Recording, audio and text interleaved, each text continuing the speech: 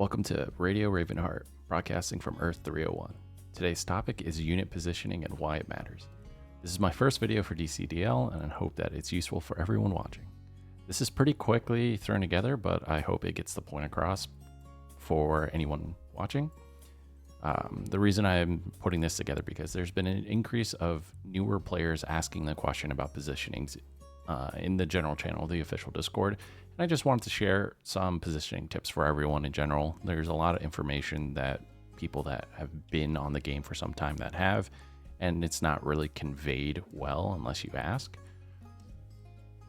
But first, let's get started with board position numbers. The numbers that you see on screen now represent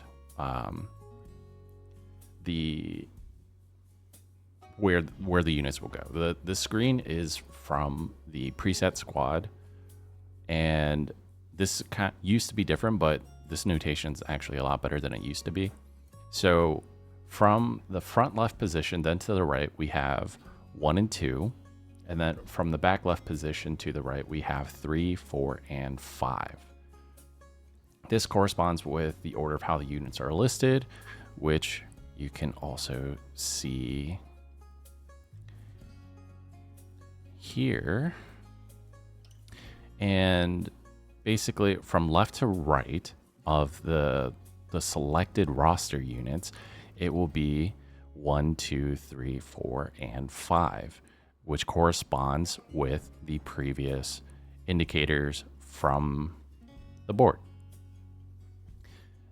Now, that being said, here is a more standardized team positioning. The only weird variation would be having Deathstroke, but more or less at the beginning of the game or early of portions of the game, you'll have 2 tanks in front, and then your 3 damage in the back here, right?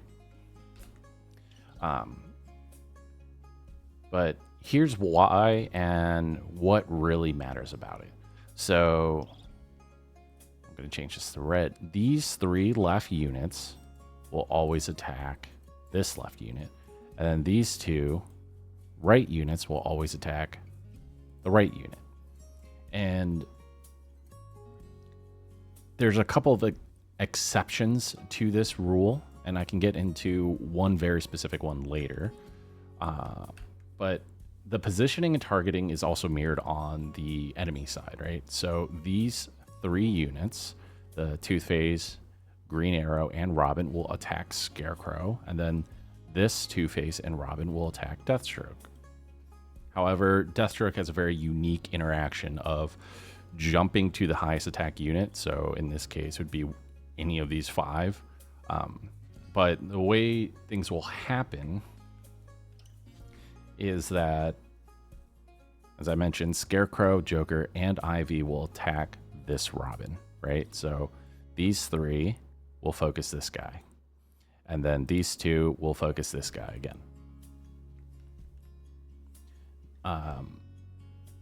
On the enemy side, as I mentioned, Two-Face, Green Arrow, and Robin will attack Scarecrow. But with Deathstroke, after he jumps, these 2 units won't have a target to actually attack here.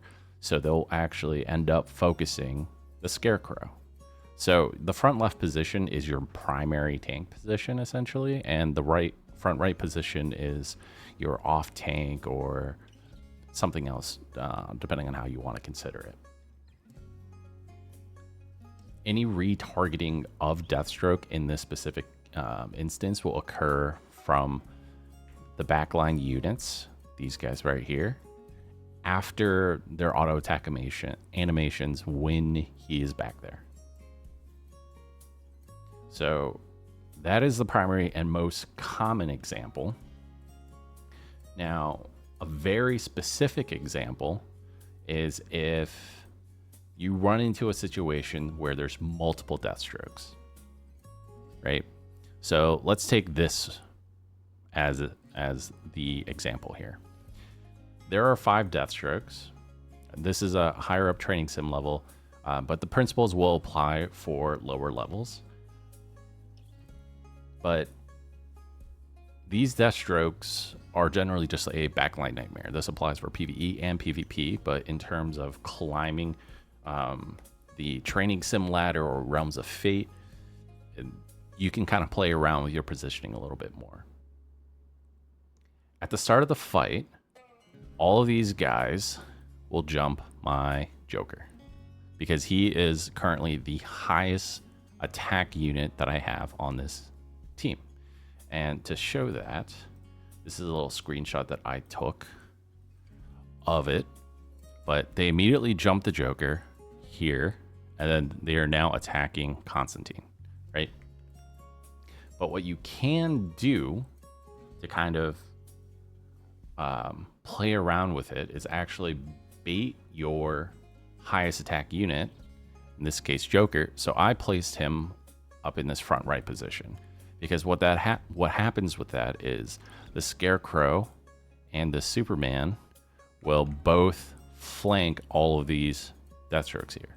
Now, Superman isn't the best unit to have in this position if you set it up like this, because the Deathstrokes will actually jump down, kill the Joker, and then focus the next closest unit, which would be Superman in terms of movement spacing, because this Scarecrow will actually move up a little bit before he comes back down. But this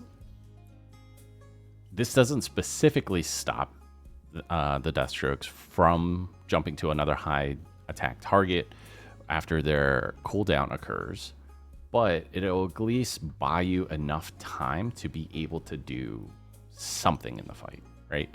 So if we consider this example that I am using right now, the Deathstrokes will jump the Joker first.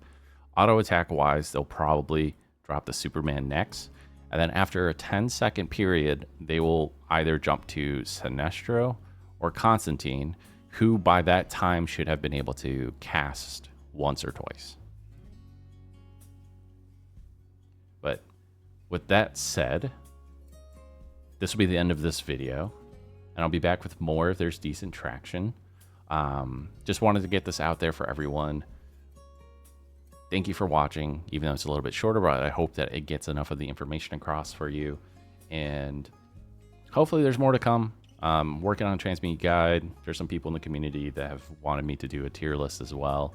So there's plenty on my list for this game, so stay tuned.